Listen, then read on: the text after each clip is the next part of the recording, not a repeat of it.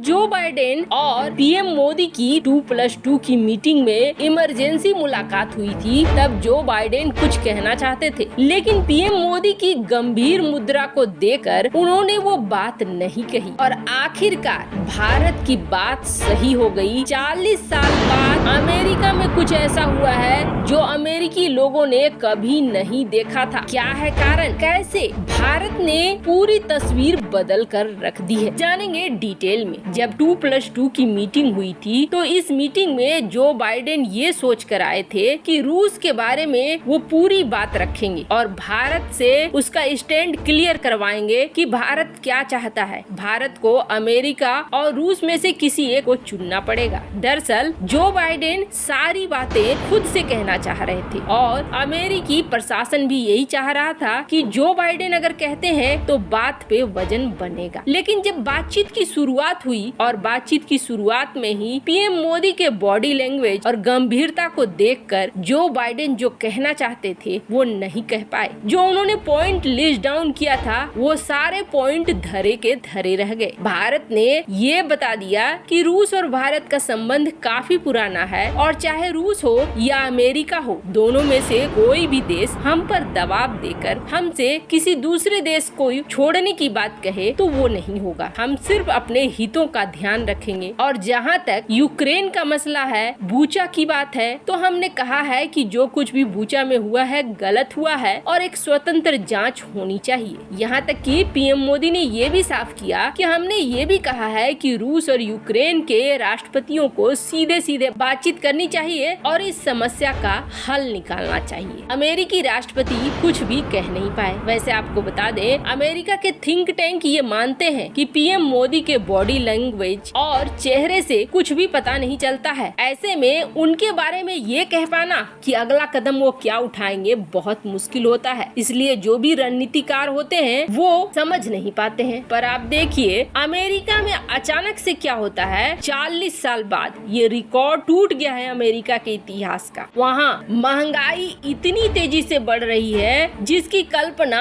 America ने बिल्कुल भी नहीं। 8.4% के दर से महंगाई बढ़ रही है और ये मार्च महीने की है। आगे चलकर अभी और ये कितनी तबाही मचाएगी ये कहना मुश्किल है। अब आप जरा सा देखिए महंगाई का असर क्या पड़ रहा है। एक तो कच्चे तेल के कीमत में बहुत बड़ी बढ़ोतरी हुई है, वहीं खाने पीने की चीजों में भी बहुत ज्यादा बढ़ोतरी हुई है कीमत की। तो सबसे बड़ी बात ये है कि एयरलाइन टिकट हो या फिर टेक्सटाइल हो, हर जगह पे यही देखा जा रहा है कि रेट बढ़ते जा रहे हैं। जैसे फूड और एनर्जी में 6.5% की बढ़ोतरी हो गई है, तो वहीं गैसोलीन में तो 48% की बढ़ोतरी है। इसके अलावे एयरलाइन टिकट पे 24% की। ये वो महंगाई है जो कभी नहीं सोचा गया था कि अमेरिका में ऐसा कुछ हो सकता है। अमेरिका भी इतने बुरे दिन देख सकता है कि इसकी कीमतें इस तरीके से बढ़ेंगी। कारण क्या है? तो कारण है अमेरिका की